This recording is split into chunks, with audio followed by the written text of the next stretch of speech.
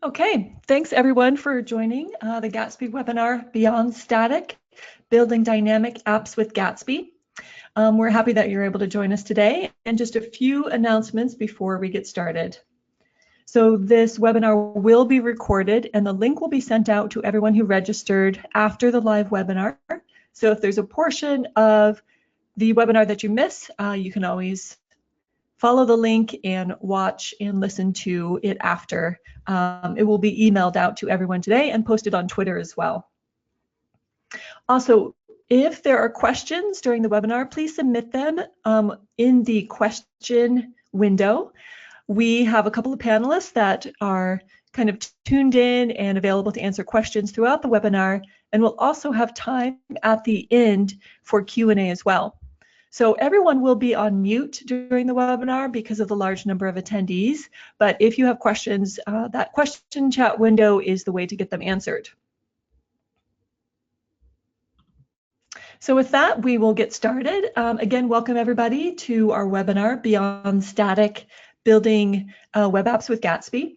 We have a couple of presenters today. My name is Linda Watkins. I am Director of Marketing at Gatsby, and I will be talking about some case stories and some examples of websites built with Gatsby.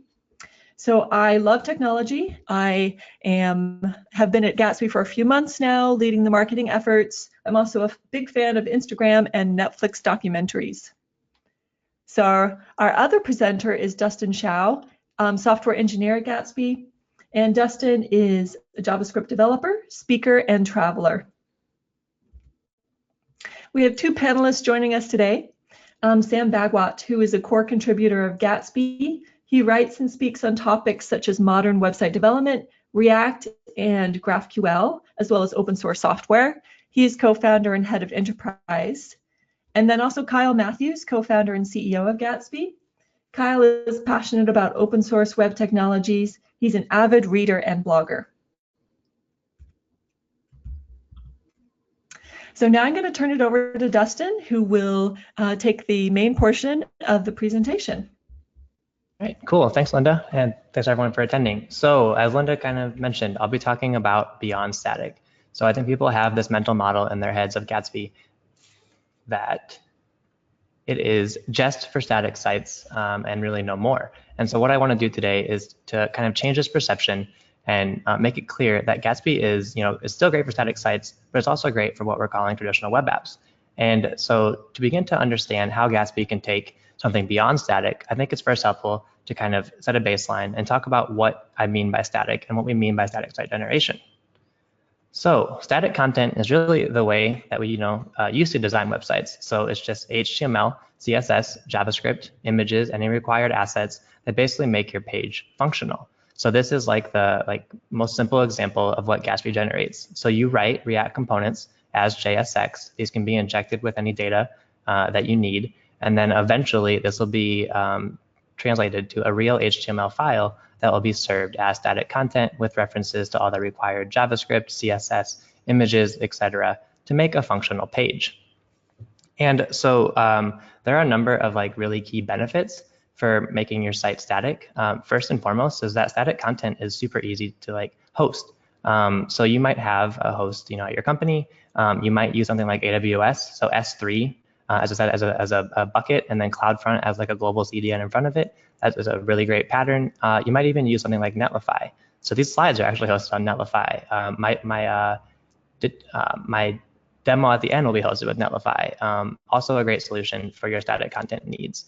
But in effect, serving static content kind of simplifies one of the harder parts of hosting, and it makes it super simple to host a Gatsby site. So I think that's a really key, often understated benefit. And so Gatsby excels at creating static sites. This whole webinar is really kind of from this basis that Gatsby is really exceptional at creating these static sites. And personally, it's what got me into Gatsby. And it might even be what got you into Gatsby. So a little anecdote, one of the first things I ever did with Gatsby was a static blog, just pure markdown content on my local file system, injected with GraphQL, and then served as static content as HTML, CSS, JavaScript, eventually to my end users. And so I had just a super great experience using Gatsby, great developer experience, And my blog, scores 100s on like a number of like meaningful metrics like time to interactive, speed index, etc. And so Gatsby excels at creating these static sites. And I think it's one of the key features of Gatsby. And so a really common question is, why does Gatsby excel at creating these static sites? And I think it's because it uses and internalizes tools that developers love and that I personally love. So things like React, which is like eating the world, GraphQL, which is a great way to like query data from an endpoint, and then Node.js. These are tools that I think most developers love, and that it leads to like a great developer experience using Gatsby. And so in particular, I'd like to talk about GraphQL. So the really novel idea that we use at Gatsby is GraphQL at build time. And so we basically parse these GraphQL queries, which can be sourced with custom content from wherever. And we parse these queries and then inject them as content into your React components at build time. And so what this looks like is something like this. This is a page query. So this is something that's going to be usually at the bottom of a React component JavaScript file. And so here you can see the GraphQL tag and then my query. And so my query is named get my data please.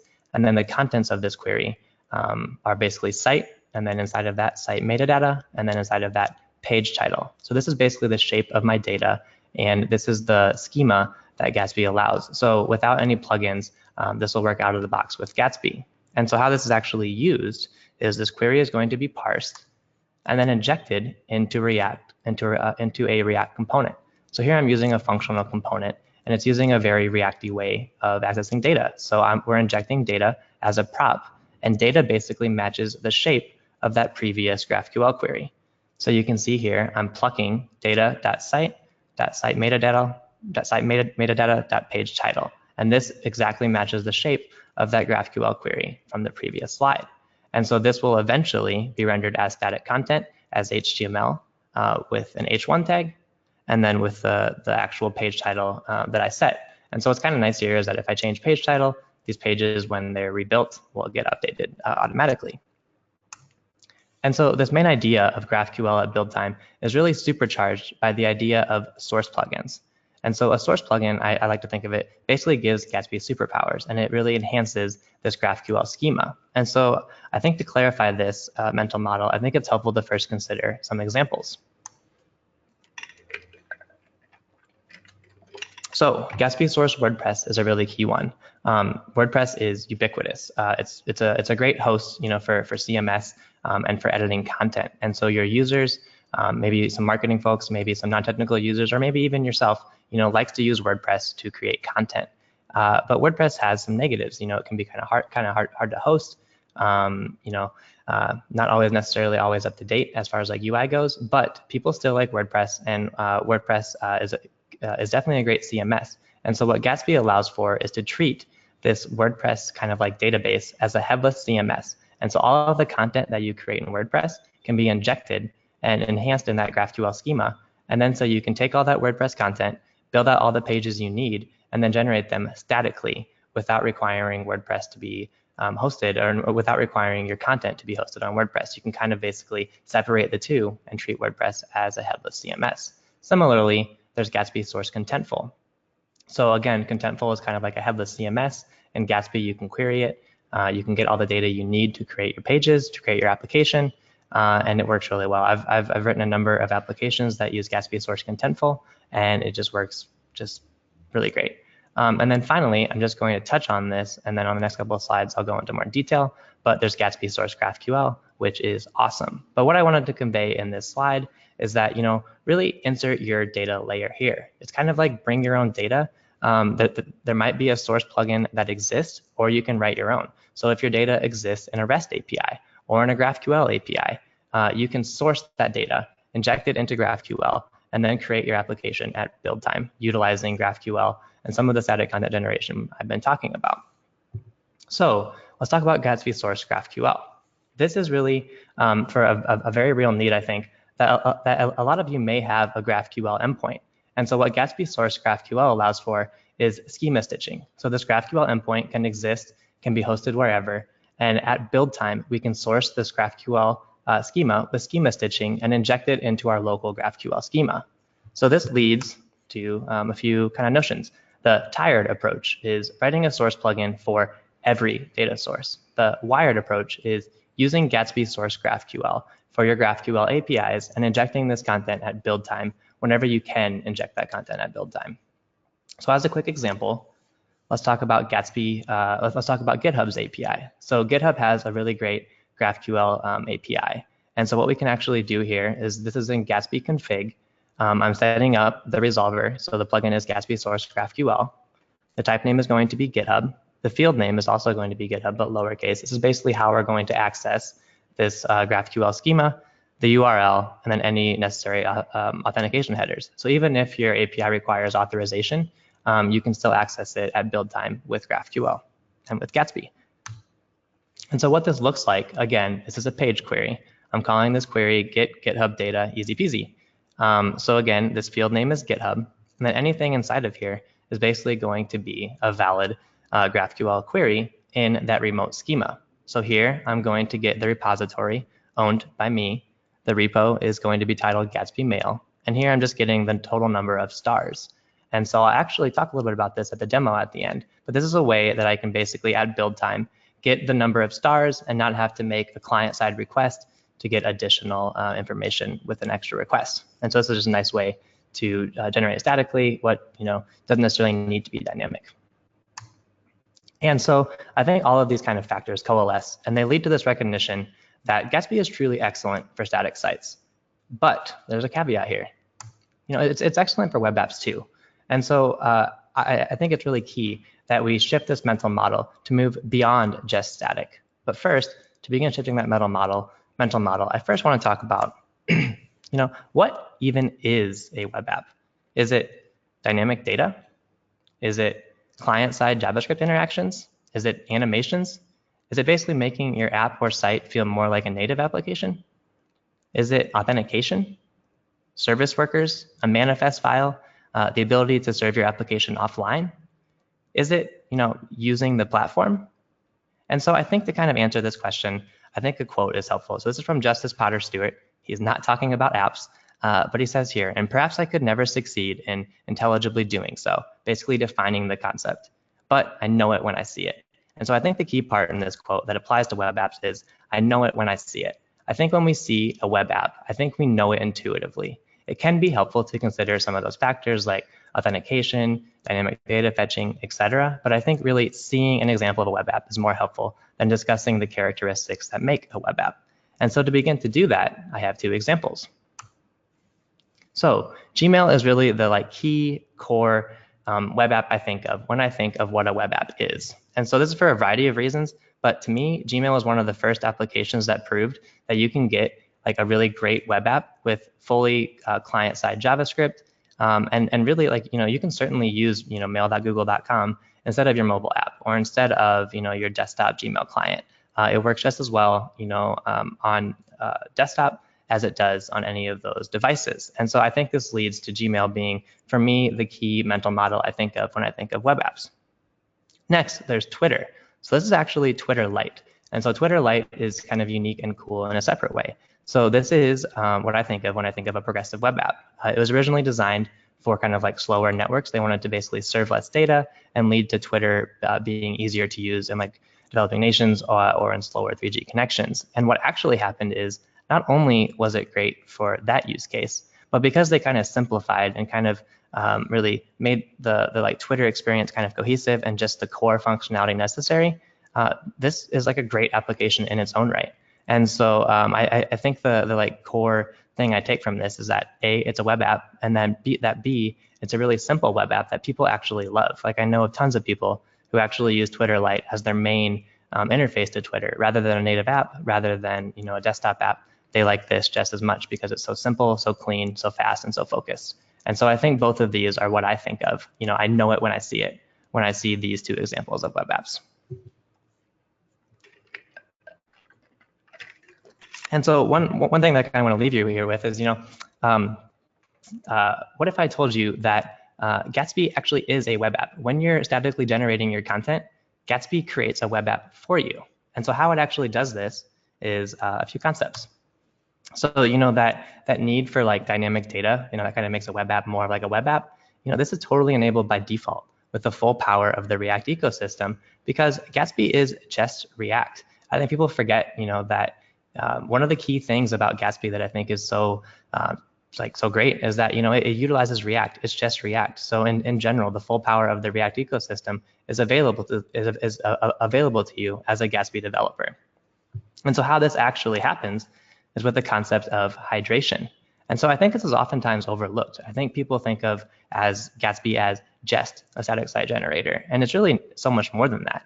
So Gatsby is server-side rendered to static content, and then it ships with the React runtime. And so what this allows for is static site generation, and then after the fact, once that client-side interaction picks up, then the React runtime takes over, and then you can do that dynamic data fetching, anything that you need from more traditional app-like functionality. And then so React picks up where we left off based on that initial static HTML. And so the really key thing here is that picking up where we left off, this concept of starting with static, using the React the React DOM hydrate method, and then picking up where we left off leads to some really, really great benefits. And I think the key thing here is that it's really the best of both worlds.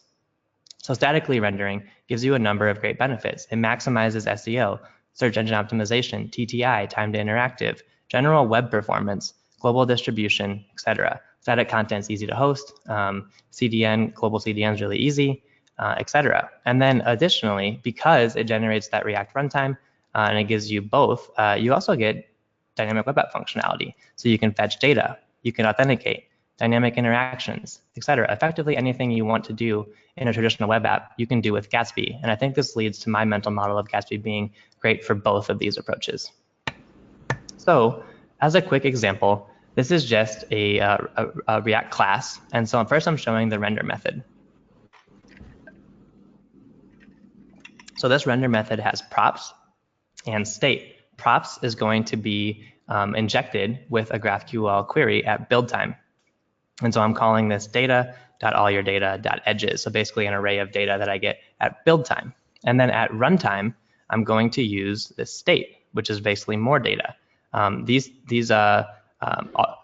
your data and more data have the same shape. So I'm just going to concat and then map over and then create a list item for this concatenated data.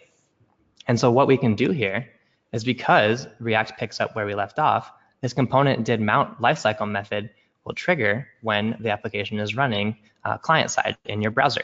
And so what I'm going to do here is I'll get the latest key, ID, etc. I'll pass that to my endpoint, and then I'll fetch additional data. And then this is basically how I'm going to get that initial static data. And then upon mount, I can then go make a request for even more data. And so one of the key concepts here is that once hydrated, basically once that React DOM.hydrate method picks up, Gatsby produces create React app. It basically works the same way. So anything you can do in create React app, which is anything, Gatsby can do once it's hydrated. And this is because a Gatsby site is a hybrid app. It's a static site, it's statically generated, and that it also has that dynamic runtime. And so both of these together just work super well. And so one of the key things that I try to do is render as much upfront as possible statically, and then we can pick up where we left off. And so you saw that in the previous example. It was a really contrived, simple example, but basically I like to render as much as possible, basically the content that might not need to be behind an authentication wall, header, footer, sidebar, or even whole pages that don't require authentication, or that we can generate statically up front. And so that leads to a great user experience. And like I said, we can also use all those more app-like features that we think of. And this leads to an idea that traditional app-like features are actually easier than you think with Gatsby. And so now we have our first poll question. So which app features most interest you?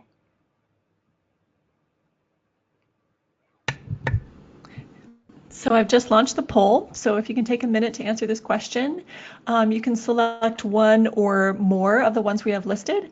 And if there's one here that you feel is important that's not listed, then please put it in the chat window, and we'll make sure that we account for that as well. So we'll wait just another minute to give people a chance to answer this question. So again, which app features most interest you? Either user authentication, dynamic data, animations, offline support, or other, or a mix of one or more of those. So we're at 85%, and I'll close the poll as soon as we get to 90%. And I see a couple of write-ins listed as well, which is great. Okay, now I'm gonna close the poll and I will share the results with everyone. Okay, so dynamic data being the top and user authentication at 70%. Animations and offline support more around 30%. Okay, great. Thanks everyone for participating. Yeah, thanks everyone. I'm super interested to see all of those. To begin to talk about how Gatsby can be used for web apps, I think it's important to describe some use cases for web apps, and in particular how Gatsby can enable these or how Gatsby can use these. And so I saw one of those was really common, authentication. And so Gatsby can certainly be used for authenticated content. And so typically, and we have a couple examples using Auth0, you can utilize Passport.js on in a Node server side, or you can have your own in-house solution. And really what you should kind of take from this is that if there's an API for it, or if there's a library for it, you can implement authentication really easily with Gatsby. Because again, once you hydrate, you get that create React app like experience where you can kind of do anything that you really want to. And so the approach here is to render a static shell. As much as possible as you can render statically, render that. And then you want to use an authentication provider to restrict content that shouldn't be visible. And then once your users are authenticated, you can show content, use that auth data to call APIs, etc. And so I'll actually have an example of this that kind of illustrates each of these concepts. And so in particular, there's something that is called the app shell model. And so you basically load your application shell, basically the pieces that don't require authentication, and then you fetch data dynamically. And this leads to a really great user experience because the application is effectively, mostly loaded, and then the content that requires authentication can then be loaded dynamically. Can be loaded dynamically. And so here we have on the left a Gatsby application. It's kind of showing the app shell approach. And so this is what this is what your user will see when they navigate to your application. And so there's a sidebar that's statically generated. There is a footer or otherwise marketing or content area, and then this header. And then on the right is like a traditional server-side rendered application. It's basically going to wait until that authentication request goes through, and then it'll serve the page kind of all at once. And so the end user experience looks something like this. Again, on the left is Gatsby, on the right is like an SSR app. Let's click both of these. So both are loading the same set of data. They're basically loading data that requires authentication. But you can kind of see that the experience for the end user is actually pretty much improved in the Gatsby application. So again, if I were to do this one more time, you kind of are waiting on the right side, and then at the left side comes in around the same time. And so I think this is an often overlooked concept of Gatsby, that the actual end user experience is just as good, if not even possibly better, utilizing Gatsby as compared to a server-side rendered application. So there's dynamic data. Again, I think this was another poll question that had a great number of participants. And so there's really a couple of approaches here. This is minimally what I'd recommend or what I've done before. So if you have a GraphQL API, or if you want to use a GraphQL API at runtime rather than at build time, you can use something like Apollo Client. And that's actually what I'll show in my demo. Additionally, if it's simply calling a REST API or fetching some data in other ways, you can use component did mount, which is just a lifecycle method in React, and which works super well to fetch that dynamic data that you need and that you need to enhance that initial experience on that static shell. And so this is kind of what that looks like. Again, this is kind of like a page shell. We can think of this as like in component did mount, we'll then fetch our data. We'll load that data into place, and everything works just like we'd expect. So this is kind of the Gatsby model of dynamic data. And so what this really gives you is the best of both worlds. You can maximize performance, but you can keep content up to date. And so as a really clear example and mental model of this, I like to think of Facebook. So when you launch Facebook, your sidebar, your header, whatever this right sidebar would be called, these all load kind of like by default. And then in the background, the posts are going to be fetched, and they're going to use this kind of skeleton loading mechanism. And so this is a great user experience because visually the page is mostly loaded, and then you can clearly see that stuff is loading in the background. And so this is like certainly an application, or at least an approach that you could build out with Gatsby as it relates to more like web app functionality. And so I think people also think of e-commerce, and they don't always think of Gatsby as being able to instrument an e-commerce app. And Gatsby certainly can instrument an e-commerce app. So as an example, there's Stitch Fix, which is an e-commerce app and which uses Gatsby. And so what I kind of want you to leave here with is that Gatsby provides a number of tools and patterns that make implementing something like this really easy.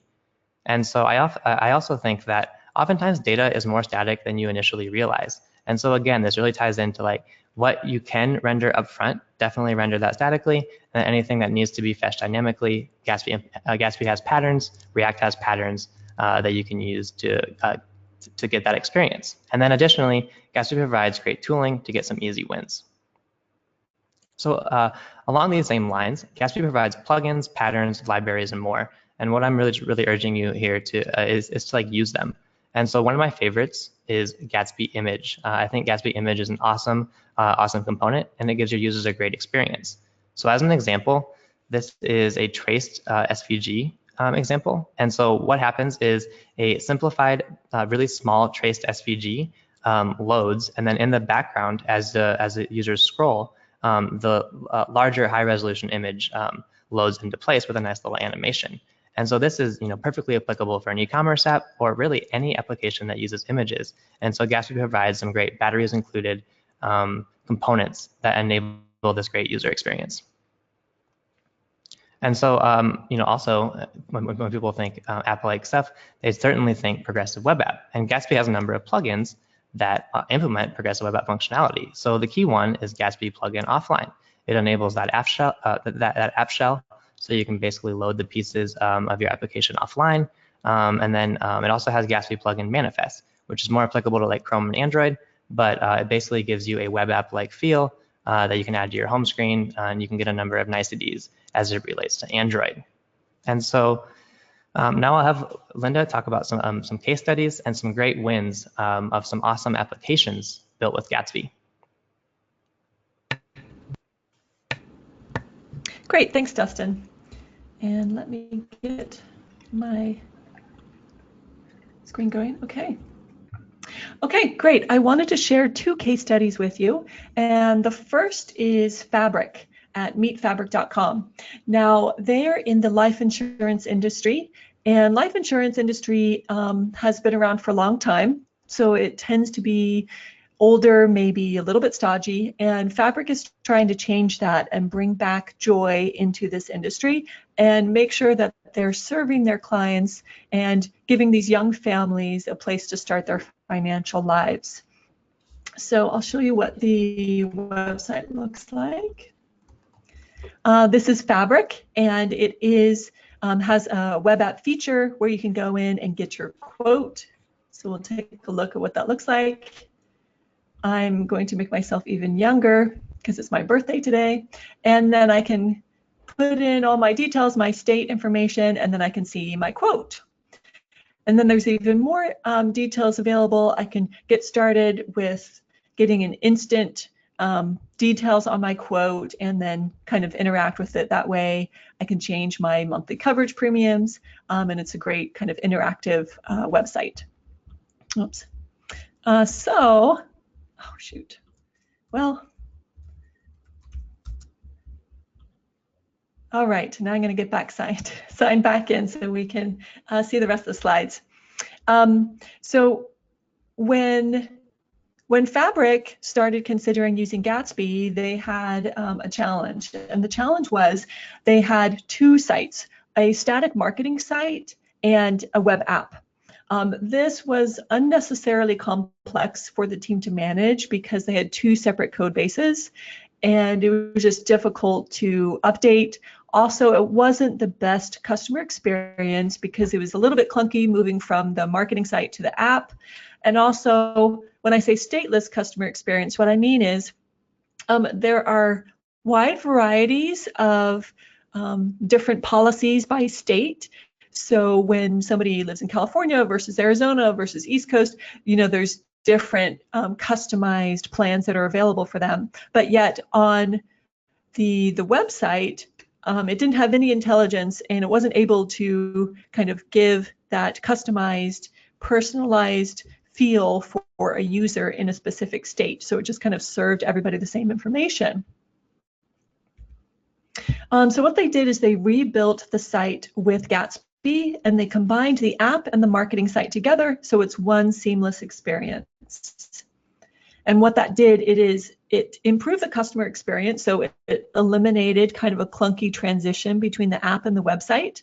It also made it so they have the ability to personalize the content. So as you saw when I put in my state, my information, now the app website knows a little bit about me, and they know, what state I'm in. So then when I'm interacting with the app and the website, I'm able to get more personalized content, more content that's specific to my particular use case and where I live and my age range and that sort of thing. It also simplified their developer workflow. So now instead of working with 2 code bases, they just have one front-end code base. And they were able to benefit from the performance standards that come out of the box with Gatsby. So when we did this case study, we interviewed Scotty, who's a software engineering manager at Fabric. And he said, great engineers should figure out how to be lazy. If someone else has already engineered the best tech stack, then use it. So he felt very positive about using Gatsby and was happy with the performance that came out of the box. And then when they were getting feedback from their team about the performance of the new site, he said, now we can think less about tech stack and more about how to bring financial security to our customers. So really kind of simplifying how they were serving the information to their potential customers helped not only improve the customer experience, but make the developer experience better for their team as well. So now I'd like to share another case study with you. This is Haptic Media. Haptic Media is a 3D product configurator. So they're a company that's been around for about 4 years, and they really focus on building out those nice 3D kind of immersive customer experiences that you see on e-commerce sites. So as an example, here's their website. And they wanted to put an example of a 3D product on their website. So this is just an example product. It's a watch that they're showing. Here you can interact with it. I can choose what color I want the face of the watch to be. I can choose my strap style and color. And then I can even kind of move around the 3D product here. If I want to see the back or the front, I can even push the buttons and interact with the watch that way, so I can see what the buttons do. And it's really, really fun, and it's a great immersive product. So this is what they actually build for their customers. So the challenges that they faced was that they had a large, unwieldy WordPress site. It was very complex and difficult to maintain. So in other words, even when they had a very simple update that needed to be made on their pages, it would take a lot of effort. They would always get error messages, and they had to go through and debug things. They had a ton of plugins. It was just very unwieldy and difficult to maintain. Also, they had slow page loads. It wasn't a good customer experience, and their website was really trying to highlight what they would do for customers. So if customers came and didn't get a great sense of their product, then that was losing them business. And they decided they really need to have an enterprise-grade website to highlight what they could provide for their clients. So as a result of rebuilding their website with Gatsby, they're able to increase their page loads times, and a lot of this is through prefetching. So additional pages are loaded as the initial page is loaded, so that navigating the site, going from one page to the other, is just seamless and super fast. Their new site is much more stable and easier for the team to maintain, and it's a much better user experience, and it highlights their product a lot better.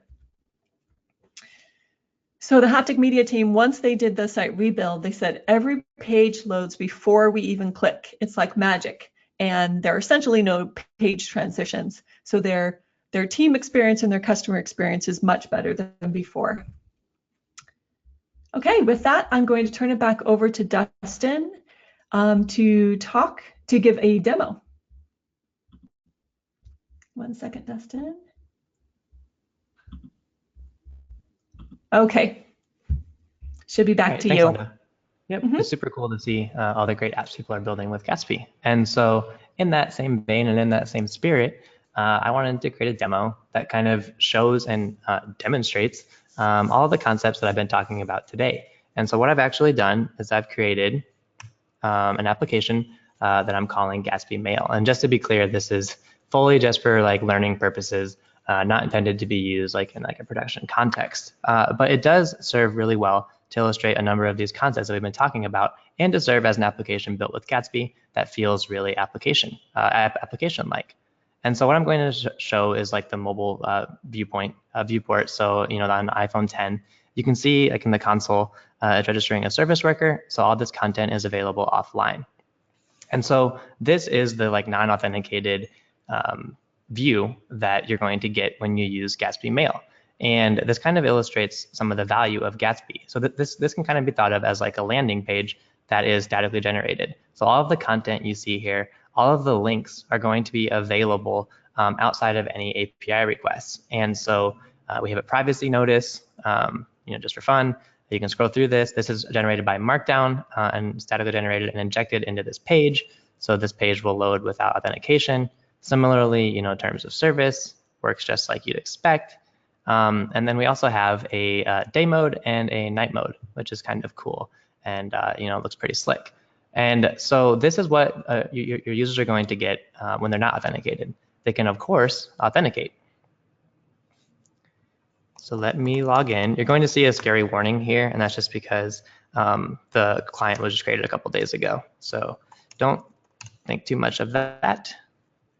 And let me grab this two-factor auth code. All right, scary warning that I was mentioning. All right, and so now we have our authenticated experience. And this is all one code base, which is super cool. There isn't like server-generated variant and like a statically generated variant. This is all one Gatsby application.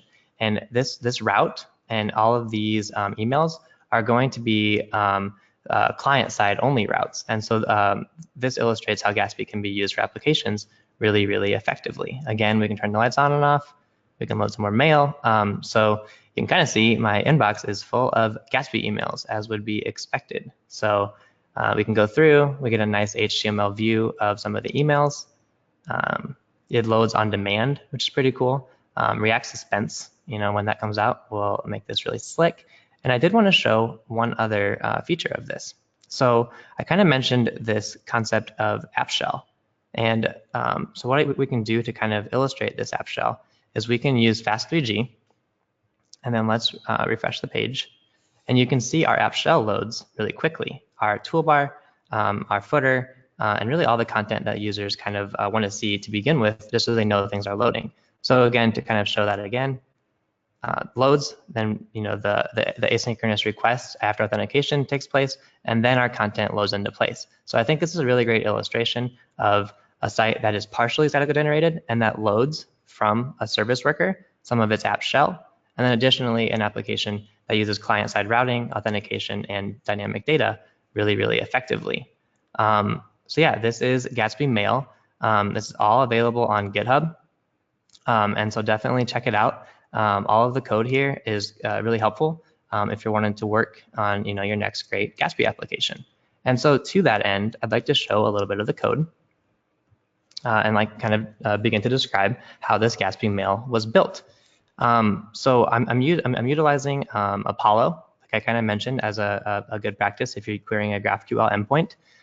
Utilizing CSS and JS, you don't have to. I'm just a big fan. And then this is my index route. So this is basically going to handle my authenticated email list, basically all my emails. And this is actually utilizing GraphQL It's utilizing a service called OneGraph, which I'll get into a bit more as to what that is. But it basically gives me a Gmail GitHub a Gmail GraphQL interface, which I can then query against, which is really, really great. I was able to build this thing in just a day or two, which is like really rapid, really rapid, and really a great result for just a couple of days. So yeah, I have this query. We're showing a spinner when mail is loading. Once that query resolves, and once we actually have data, I can then display a message list. And yeah, this is the index route. This is the all messages list of Gatsby Mail. So the next thing I wanted to show is this layout component. A layout component in Gatsby basically means it wraps your content. It basically wraps each page. And so this layout component is in charge of authentication. And so it's showing a few concepts here. So we have a static query. So at build time, it's going to grab my site title, kind of like I showed earlier, and also routes that don't require authentication. So basically that privacy policy, terms of service, login, etc. And so what I'm setting up here is a number of providers. I have a theme provider so that I can turn the lights off, turn them on. I have this auth provider, and this auth provider is actually what sets up the authentication mechanism. I have a component that's strictly for like SEO, which is a really good practice. And then I have this basically app shell. So without authentication, I have this container, I have a header, I have my footer. And then once I require something that has authentication, if I am authenticated, I'm utilizing this authentication consumer from this provider. If I am authenticated, I'll display the content that requires authenticated content, or that requires authentication. And if I'm not authenticated, I'll redirect to the login screen so that I can become authenticated. And so I think what's most interesting here is this authentication provider. So next I'll jump to that. So this is actually a pretty simple component. It's utilizing React Context, which is a newer API in React 16. And what it's doing is it's setting up some local state. On component mount, it's going to check if the user is authenticated or not, and it'll set the state appropriately. So if this is false, authenticated will be false, and we'll show the login screen. Next, I have a couple of instance methods. So login to, as you guessed it, login. Logout, similarly, logs the user out. And then I pass this as the provider value to any consumer of this authentication provider. And so here I'm passing basically the value of state, whether the user is authenticated, the login method, the logout method, and then I render my children. So a really simple component that is actually a really powerful pattern utilizing React Context. And so finally, what you'll see here is this get auth. And so get auth is in this util authentication. And so I was actually able to like build this super quickly because of this service OneGraph. So this actual service OneGraph is a ubiquitous GraphQL API endpoint that wraps and consolidates APIs and exposes it as a single huge graph you can query, and it provides auth for me as well. So this provides the auth mechanism. So basically I authenticate with Gmail, and then after the fact I can query the exposed Gmail GraphQL API. And I was able to do this really simply and really cleanly. So really, really good stuff with this OneGraph service. And then so finally, to kind of bring it all together, you might be wondering, well, how do I actually get those GraphQL queries like resolvable and like available in my components? And this is actually available with a Gatsby browser API called wrap_root_element. So I have this wrap_root_element. I'm setting up my Apollo client, and then I'm setting up a provider so that any child element, which is going to be my whole application, has this Apollo query available to query this client, which is basically this exposed OneGraph endpoint with my given app ID. And so I'm setting up auth here, I'm setting up the URI, the URL, and this works really great, and it's a really great pattern. So yeah, moral of this story is Gatsby works for apps and static sites alike. And I think and hope this serves as a great demo to illustrate some of the concepts that I've been talking about throughout this presentation. So like I said, it's available on GitHub. We'll send some links out at the end of this, so definitely check it out. Feel free to give it a star if you like it. And yeah, hopefully this helps you build your next great Gatsby application. And so with that, we'll segue into the question and answer section. Great. Thanks, Dustin. So I know questions have been coming in, and Sam and Kyle have been on the line trying to tackle some of those. So I'm going to open it up to Kyle. Have you seen any kind of main themes for questions that you want to highlight to the whole group? Yeah, so hey everyone. Yeah, so we're seeing a lot of questions about user authentication, about e-commerce per the poll earlier, and also quite a few questions about forms. So yeah, so there's a lot of ways of handling these things. I mean, as Dustin's been talking about, once Gatsby loads, it's a full-blown React app at that point. So once your Gatsby site loads into a browser, it's a full-blown React app at that point. And so authentication, you can often use services. There's external services you can use to handle authentication, like Auth0. The same thing with e-commerce. There's a number of kind of services that handle e-commerce for you that, they have like a JavaScript SDK, and you can use Gatsby combined with those to, handle your different things. And in the chat, we've linked to a number of sites that are using Gatsby and stuff like this. Our humble Gatsby swag store, store.gatsbyjs.org, is a great example of all these things, because we're using Auth0 for authentication, and when you click login with GitHub, we connect to your GitHub account and then log you in, and at that point, we know who you are and we can get your profile photo, and we use, and as many of you probably know, we use your GitHub your GitHub info to know whether you get a free piece of swag for contributing to the Gatsby repo or not. So anyway, stuff like that is very possible to do with Gatsby and these external services, and often you need a bit of kind of a little node server to kind of glue it all together.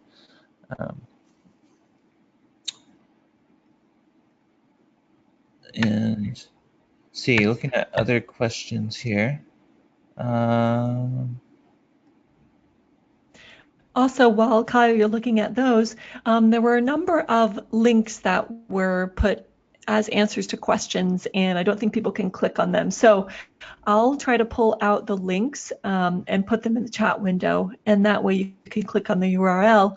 Also a reminder that if you're just interested in getting started with Gatsby, you can go to gatsby-js.org and get started there, or learn more there.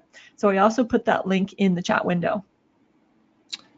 And I'll also send out a link to the demo as well that Dustin went through.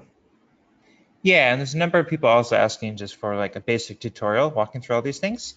We definitely are planning on doing this.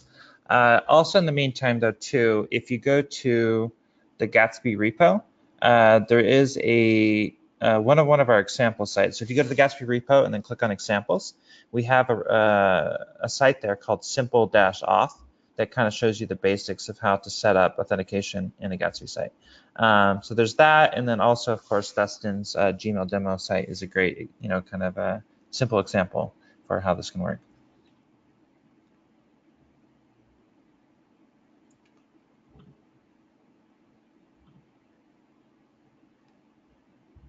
Okay. Any other questions you wanted to highlight, either Kyle or Sam?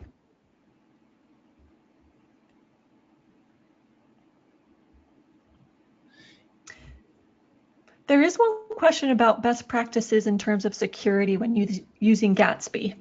Maybe that's something you can talk to, Kyle. Sure. So Gatsby is, of course, it produces. So if you compare Gatsby to kind of like a traditional CMS type environment, by default, you don't have any backend. So when you build out your Gatsby site, it just generates a bunch of files, which you then put onto some sort of static site host. So from a security perspective, this is much nicer than using a CMS, where you have a full-blown server application that is serving the site, which of course has a large surface area for potential attackers to try to break in and change stuff. But But yeah, when you move into apps, like we've been discussing, you're then adding APIs, generally speaking. And so this is now adding kind of, exposed surface where potential attackers can do stuff. This is mitigated to a large extent by using third-party services, as they generally have, a full kind of security team to kind of do a better job at protecting your, user data or your e-commerce data and so forth. So yeah, those are kind of the considerations to think about when you're thinking about security. A default Gatsby site has pretty much no potential security risk. And as you start to do more interactive stuff, you can offload some of the security concerns by using third-party stuff, or of course, build it yourself and accept the attendant risk there. Great, thanks, Kyle. This question is for Sam, if you're able to unmute, but can you tell us a little bit more about what are some of the enterprise features you're working on, for example, preview? Yeah, so thanks for that question. Some of the features that we're working on beyond preview basically help transform Gatsby into a more powerful development environment. For example, we're working on Publish, which is the ability to instantly deploy your Gatsby site with incremental builds. We saw another question around there. We're working on integrating a CI pipeline into as part of a hosted Gatsby build process. And what that would mean is that we could show you the performance of your Gatsby website for every commit that you make.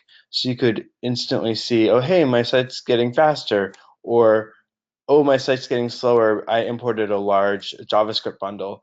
Looks like we need to, figure out a different way to do that. So there's a lot there's a lot more on the horizon after that. For example, more support for A/B testing, personalization, and other features typically associated with more complex and more enterprise grade sites. Great, thanks, Sam. We have a few more questions. Let me look. One is on, is there a tutorial available on how to build a very basic web app with Gatsby? Question for Kyle. Yeah. So we have some example sites showing different, how to build out apps with Gatsby, and yeah, we have some docs pages as well, talking about kind of different ways of thinking about it. But we haven't written yet a tutorial for it. This is on our roadmap for something we want to do, and so stay tuned for that, and hopefully we'll launch it in the next few months.